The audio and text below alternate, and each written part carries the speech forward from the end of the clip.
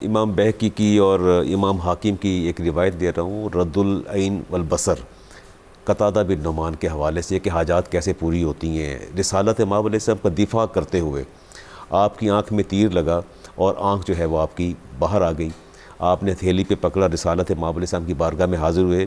آپ نے پوچھا ما حاضی یا قتادہ، تو یہ قتادہ یہ کہ ہاتھ پہ کیا رکھا ہے؟ ہوا کما ترا یا رسول اللہ، جیسا کہ آپ دیکھ، یا رسول اللہ آپ دیکھ تو رہے ہیں، یہ میری آنکھ ہے۔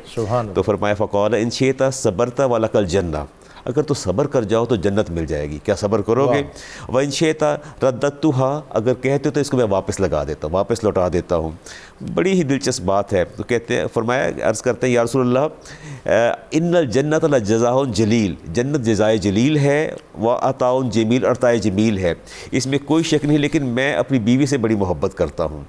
عرض کرتے ہیں یا رسول اللہ اگر میری آنکھ آپ دوبارہ واپس نہیں لوٹاتے تو مجھے اندیشہ ہے کہ میری بیوی کو مجھ سے رغبت نہیں رہے گی ظاہری جمال کی وجہ سے۔ آپ مسکرائے۔ تو اگلی بات جو زبردست حدیث کے الفاظ ہیں، عرض کرتے ہیں ولیکن تردوها وتسأل اللہ لی الجنہ، یا رسول اللہ آنکھ آپ عطا فرما دیجیے، جنت اللہ سے لے کے دے دیجیے۔ یعنی ان کا آپ ایمان اور عقیدہ دیکھیے نا، آنکھ آپ عطا فرما دیجیے اور جنت اللہ سے لے کے دے دیجیے۔ طلب کا انداز بھی دیکھیے، سبحان اللہ۔ اور پھر یہ دیکھیں کہ جو کمیونیکیشن ہے، کس طرح نبی اکرم صلی اللہ علیہ وسلم کے اصحاب اپنی ہر طرح کی بات آپ کی خدمت میں پیش کرتے تھے۔ حالانکہ یہ دیکھیں پرسنل میٹر تھا ان کا، لیکن انہوں نے وہ پیش رکھی، دل کی بات سامنے رکھتی کہ جی مجھے اندیشہ ہے کہیں ایسا نہ ہو کہ میرے ظاہری جمال میں اگر کہیں کمی آتی ہے تو بے رغبتی نہ پیدا ہو جائے۔ تو آپ مسکرائے، فرمایا فأخذ رسول اللہ بیدہ، آپ نے اپنے ہاتھ میں اس آنکھ کو تھاما، وعادہا الی مکانہا، اس کو اس کی جگہ پہ رکھ دیا، وکانت اقوی عینہ، اور وہ آنکھ اس دوسری آنکھ سے زیادہ قوی اور زیادہ روشن تھی اور اس کی بصارت بھی زیادہ تھی، اور وہ آپ نے وہاں لگا دی۔ اور اس کے بعد حدیث پاک میں فکانت احسن عینیہ فماتا، یہاں تک جب تک کہ آپ کا انتقال نہیں ہو گیا یہ آنکھ دوسری سے بہتر بصارت رکھتی تھی اور بہتر کام کرتی تھی۔ تو گویا حاجت روائی رسالت امام۔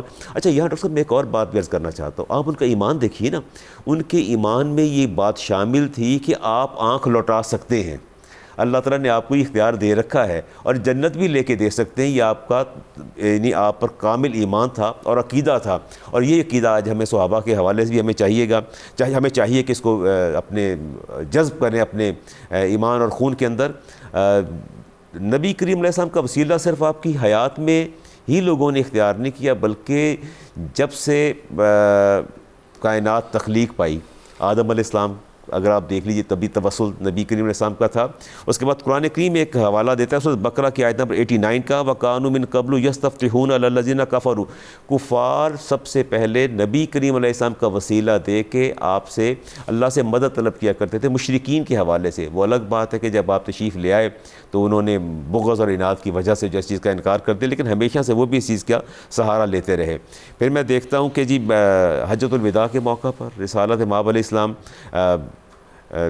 تشریف لائے اور آپ سوار تھے، تو ایک عورت ہے کہ یا رسول اللہ میرا بچہ بولتا نہیں ہے، قوت گویا ہی نہیں ہے، اور حالانکہ اس عمر کے بچے تو بہت باتیں کرتے ہیں۔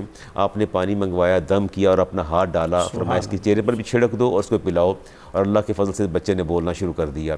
آپ کسی بھی موقع پر دیکھیے، جہاں بھی مجھے وہ یاد آتا ہے عبداللہ ابن عمر رضی اللہ تعالیٰ عنہ، ان کا پاؤں سو گیا۔ اب محبت کا عالم آپ دیکھیے نا، اور آپ پریشان کھڑے نہیں ہو سکتے، تو ساتھ بیٹھے آپ کے ساتھی تھے، انہوں نے کہا دیکھو میری بات سنو، ہم نے یہ سنا ہے کہ جس سے بندے کو بہت زیادہ محبت ہوتی ہے، بندہ اس کا نام پکارے تو یہ پاؤں کی سنسناہٹ ختم ہو جاتی ہے۔ کہتے ہیں یا محمد آہو، اونچی آواز میں کہا۔